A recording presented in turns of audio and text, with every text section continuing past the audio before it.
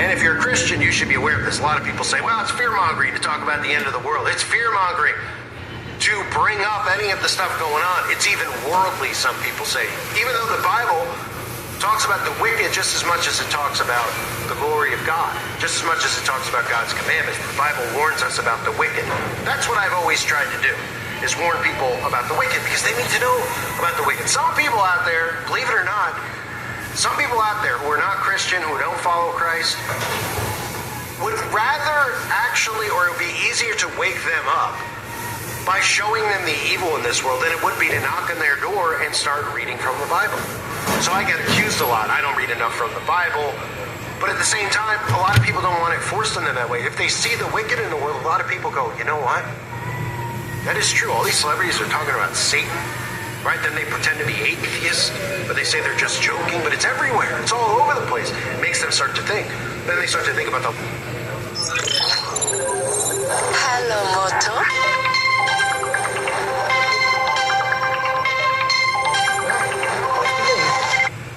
Lies, and they get that, starts going through their head about how the school system is nothing but lies, and they start saying, yeah, a lot of stuff in the school system is lies.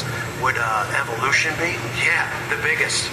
That's the easiest one. That's the biggest hook, line, and sinker. You could tattoo sucker on your forehead if you're an atheist, because you really bought into some of the stupidest stuff ever. You don't even need to debunk it. It's just hilarity is really what it is with the evolution and monkeys and cavemen. Do we really even need to have debates? I often say about how in Congress, the fact that they bring up if men can have babies or not, is it should be enough for all of us to impeach everyone in Congress. Because you shouldn't even be addressing these types of things, but they're obviously working us in Congress because the Republicans, instead of doing anything, are just gaslighting everyone and allowing this to occur, which shows us that they're all compromised, right?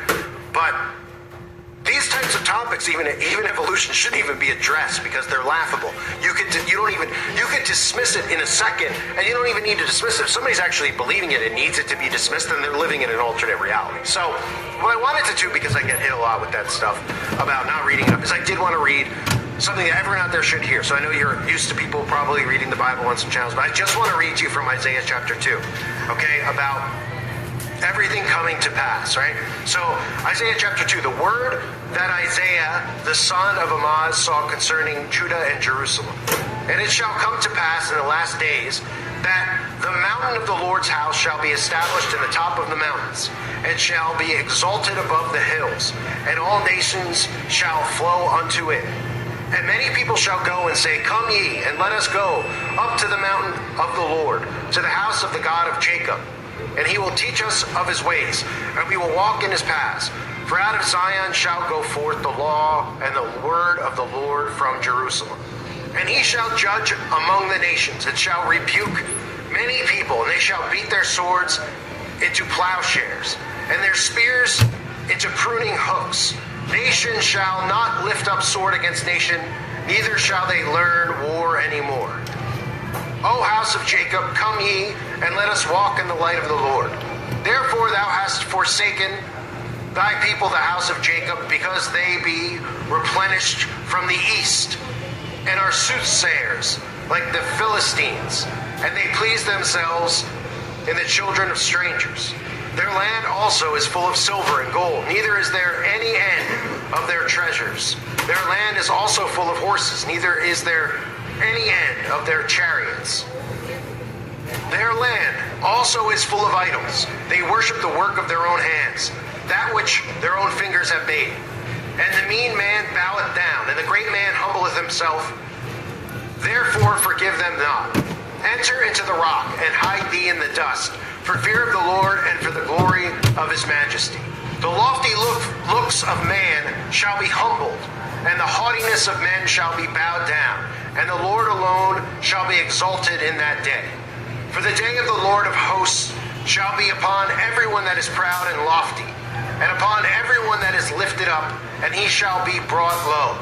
And upon all the cedars of Lebanon that are high and lifted up, and upon all the oaks of Bashan, and upon all the high mountains, and upon all the hills that are lifted up, and upon every high tower, and upon every fenced wall, and upon all the ships of Tarshish, and upon all pleasant pictures. And the loftiness of man shall be bowed down, and the haughtiness of men shall be made low, and the Lord alone shall be exalted in that day.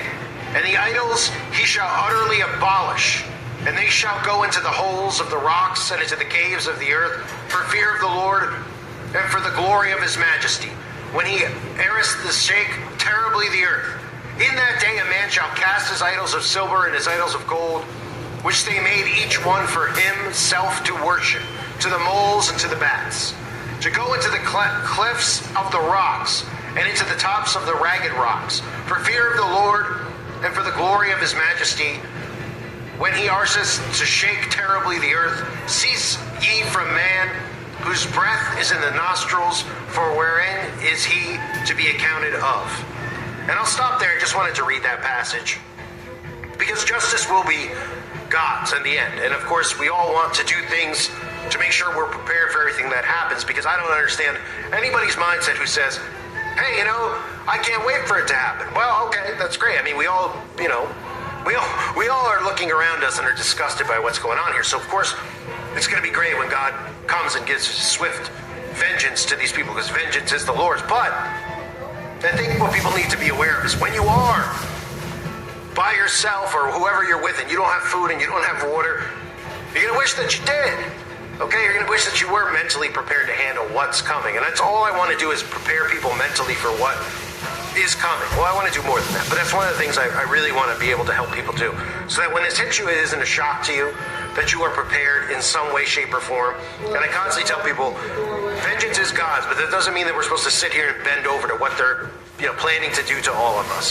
Try to come out on the other side of whatever events they start to push upon us in 2024, but also remember that whoever appears in media, whether it's Trump or someone else, do not follow these people.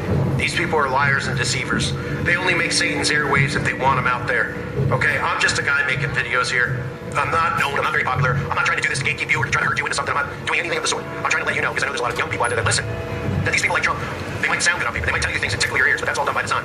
Okay, these people wouldn't be able to hurt you and manipulate you if they didn't gain your trust somehow. What they're doing right now is trying to gain your trust. That's why you see the mainstream talking about a lot of the conspiracies that I've covered over the years. They're talking about those things because they're trying to gain your trust. They're trying to make it look like they're banished from YouTube, and they're banished from Twitter, and they're thrown off Fox News to gain your trust. You have to be smarter than that. You have to be as wise as serpents and as innocent as doves. This is a time period that calls people to be as wise as serpents, because the serpents are rising all around us. I thank everybody for being here. I hope everybody out there is well. I appreciate everybody who's still here on this channel.